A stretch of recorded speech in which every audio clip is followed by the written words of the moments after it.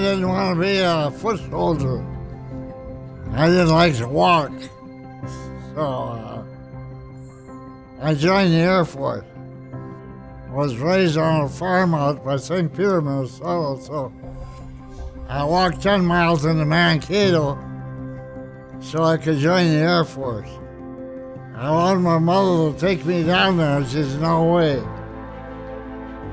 You want to join the Air Force, you're on your own.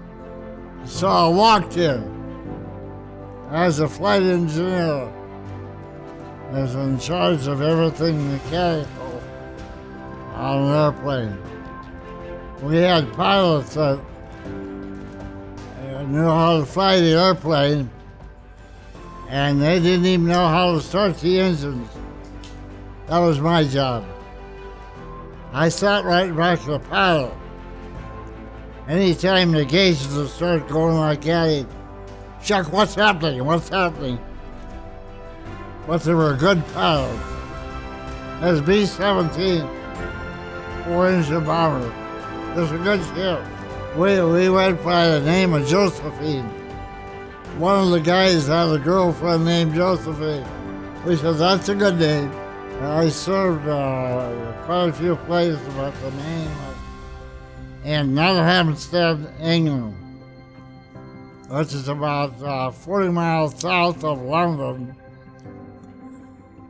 And every mission we took off on, we'd fly right over London and hoping we'd come back over London.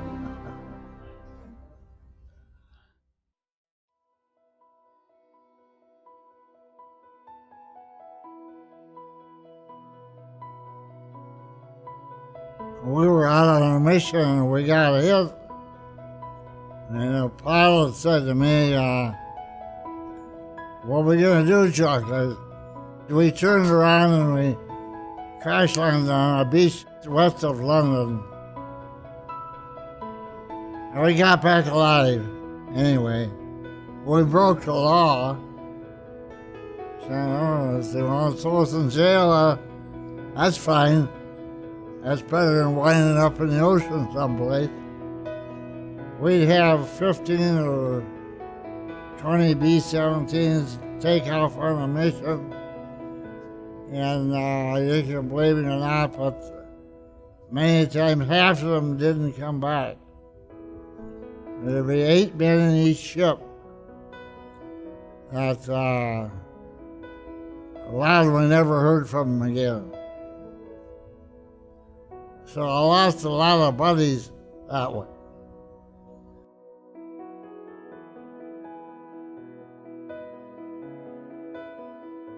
I got out of service and I was walking around one time and I walked by and they had a sign out front. Members wanted, VFW members wanted. And there's a young gentleman standing out front and I says, how do you join this place? He says, you want to join? He says, yeah. And he says, well, that's why I'm standing out here. Come with me. So I walked in and he signed me up and I've been here ever since. I guess the best thing I enjoy is all the young veterans that are coming back.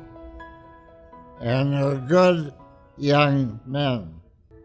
When we get to talking, I find out that most of these young guys been through the mill. And the young guys that are here that have been through the mill know what I'm talking about. And I really appreciate all the young guys that come and join our post, because they're going to keep this place going forever.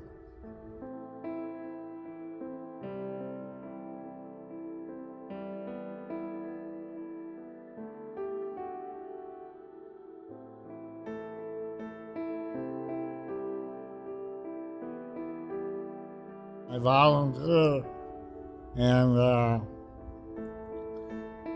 I go through the wards.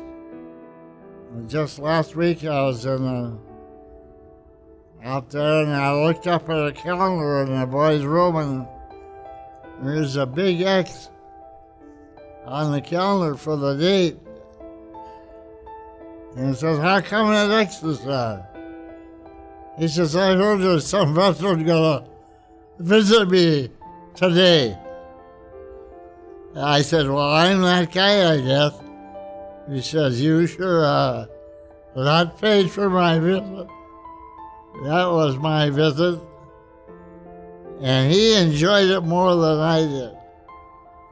And I'm retired, so what else can I do but visit our young veterans? I remember my mother saying to me one time, I came home from a VFW meeting, and she said, "What do you do up there?" I says, "Mom, I meet all my friends. And I meet a lot of young gentlemen that have been through the mill, they've been overseas, they've been shot at, they came back alive, and they appreciate life." She says, "I think I understand what you mean. A second chance in life is like being born again." Which I appreciate in my life. Let's protect our country for all the young people, and especially your children coming up in this world. They're being raised in the best country in the world. You may not realize it, but when you get to be 92 as old as I am,